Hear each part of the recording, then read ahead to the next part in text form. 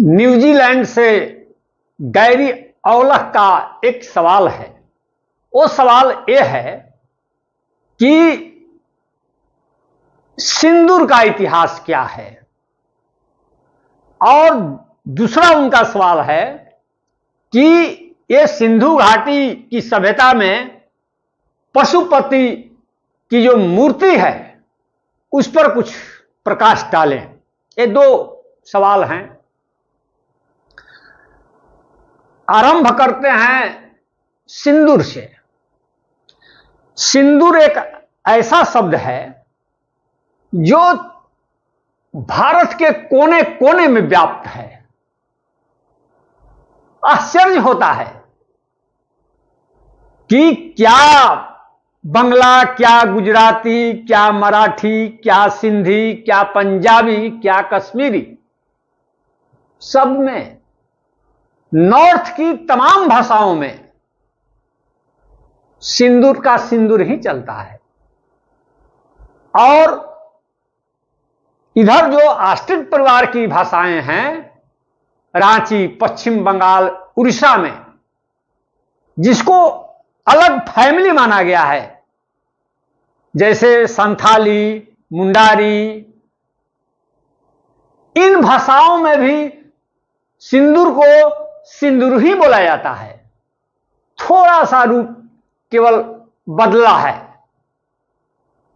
और तो और द्रविड़ भाषा परिवार में भी, मतलब कि तमिल और मलयालम में तो कुमकुम चलता है, लेकिन कन्नड़ और तेलुगु में सिंदूर ही चलता है। और आपको आश्चर्य होगा कि संस्कृत में भी सिंदूर चलता है। आपको आश्चर्य होगा कि पाली में भी सिंदूर चलता है। इससे पता चलता है कि सिंदूर शब्द बहुत प्राचीन है। निश्चित, मतलब कि द्रविड़ भाषा परिवार में भी सिंदूर का प्रचलन है, आर्य भाषा परिवार में भी सिंदूर का प्रचलन है, आस्ट्रिक भाषा परिवार में भी सिंदूर का प्रचलन है। क्या मतलब? मतलब कि सिंदूर शब्द बहुत पुराना है, नो डाउट। लेकिन अगर हम लोग सिंदूर का पर्यायवाची देखेंगे तो आप सबसे पहले ये देख लीजिए, ये डॉक्टर भोलानाथ तिवारी की किताब है पर्यायवाची शब्द कोश। इसमें सिंदूर के पर्याय दिए हुए हैं। ये आप देख पा रहे हैं। ये नाग से जुड़ा हुआ सिंदूर शब्द है, जैसे नाग संभूत है, नागज है, नाग रेणु है, नाग गर्भ है। ये सिंदूर के पर्यायवाची शब्द। क्या आपको आश्चर्य हुआ कि सिंदूर को हम लोग नाग संभूत क्यों कहते हैं, नागज क्यों कहते हैं, नाग गर्भ क्यों कहते हैं, नाग रेणु क्यों कहते हैं? क्या है नागों में जो सिंदूर के इतने सारे नाम पड़े हैं, उसमें नाग शब्द जुड़ा हुआ है। न आर्य जुड़ा है, न द्रविड़ जुड़ा है, न आस्ट्रिक जुड़ा है, न निषाद जुड़ा है। ये नाग क्यों जुड़ा है? यदि भारत में, विश्व की बात मैं नहीं करूंगा, यदि भारत में सिंदूर की खोज नागों ने न भी की होगी तो भी सिंदूर की प्रतिष्ठा देने का श्रेय नागों को है। ये नाग संभूत का मतलब क्या कि सिंदूर को नागों ने उत्पन्न किया। संभूत माने उत्पन्न, सिंदूर को नागों ने उत्पन्न किया। दूसरा शब्द देख लीजिए, नागज, माने नागों ने जन्म दिया। किसको? सिंदूर को। इसलिए सिंदूर नागज है। तीसरा पर्यायवाची नाग गर्भ, मतलब कि नागों के गर्भ से पैदा हुआ है सिंदूर। और तो और इतना घुला मिला है नागों से सिंदूर कि इसको नाग रेणु कहा जाता है। रेणु माने धूल, चूर्ण, नागों का चूर्ण इतना प्रिय था कि इतने सारे नाम नागों पर पड़े हैं। आप नागों की भूमिका को नकार नहीं सकते हैं सिंदूर के डेवलपमेंट में, किसी भी हालत में नकारा नहीं जा सकता है। शब्दों का इतिहास और बहुत सारी चीजों का इतिहास बता देता है। उसका ये एग्जाम्पल है। और सिंदूर का रंग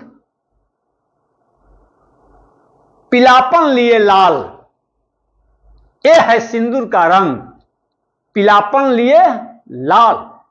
उसको कहा जाता है नागरंगी।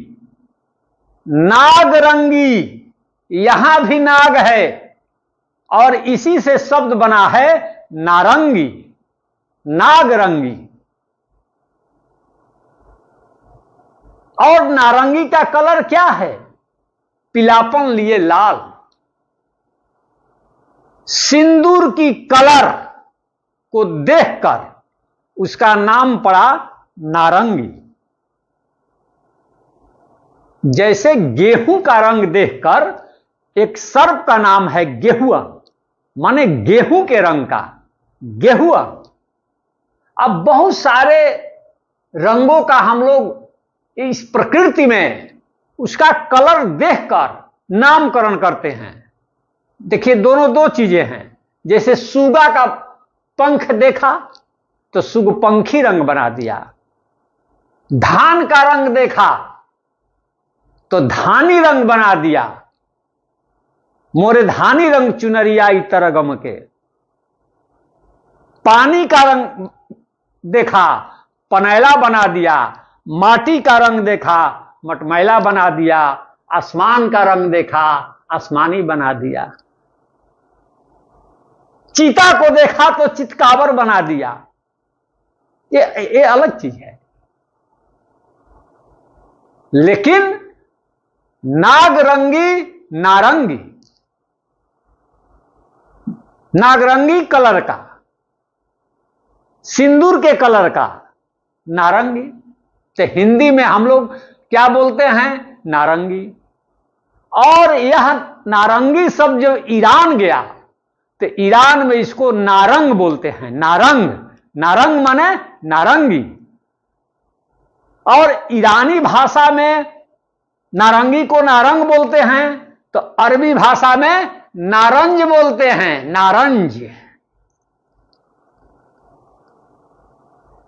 और स्पेनी भाषा में, स्पेन देश की भाषा स्पेनी में नारंजा, NARANJA, नारंजा। अब पुर्तगाली भाषा में लारंजा, LARANJ, लारंजा। तो जो स्पेनी भाषा में नारंजा है, उसी से इंग्लिश में ऑरेंज शब्द बना है। ऑरेंज, ऑरेंज माने नारंगी। देख लिए शब्दों की यात्रा। ये नागों के जो शब्द है, नागों का जो शब्द है, किस तरह इंग्लैंड पहुंचा है और वहां ऑरेंज हुआ है। यह सिंदूर है। अब मैं आपको जो दूसरा उनका सवाल है उसका मैं उत्तर देता हूं। ये जो आप देख रहे हैं, इसको सिंधु घाटी सभ्यता की यह चर्चित मूर्ति है। इसको पशुपति की मूर्ति बताई गई है, बहुत चर्चित है पशुपति की मूर्ति। लेकिन इतिहासकारों ने व्याख्या इसकी कैसे कर दी? दोनों तरफ आप देख रहे हैं, नीचे भी देख रहे हैं, बगल में भी देख रहे हैं, अगल बगल दोनों तरफ देख रहे हैं, पशु की मूर्तियां हैं। एनिमल्स की। तो लोगों ने मान लिया कि यह पशुपति हैं, पशुओं से घिरे हुए हैं, लेकिन सो बात नहीं है, सो बात नहीं है। और इसको शिव की मूर्ति मानी गई।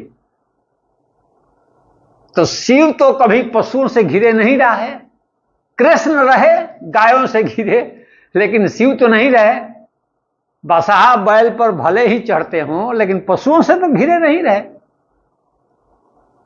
मतलब कि कोई बात है, कोई बात है। पशु शब्द बना कैसे है? पास शब्द से। पास माने क्या होता है? नाग पास आप सुने हैं ना, बंधन। रामायण पढ़े होंगे तो नाग पास भी सुने होंगे। नाग पास, अंक पास सुने होंगे। पास माने बंधन। तो पास में जो बांधा जाए वह पशु है, और मोह के पास में मनुष्य बंधा है। इस अर्थ में मनुष्य भी पशु है। पास में जो भी बांधा है, चाहे वह रस्सी से बंधा हो, चाहे मोह से बंधा हो।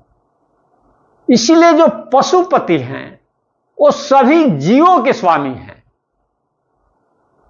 इसकी व्याख्या इस तरह से होगी।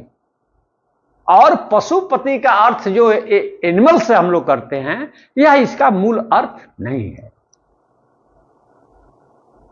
आपने सुना, बहुत बहुत धन्यवाद।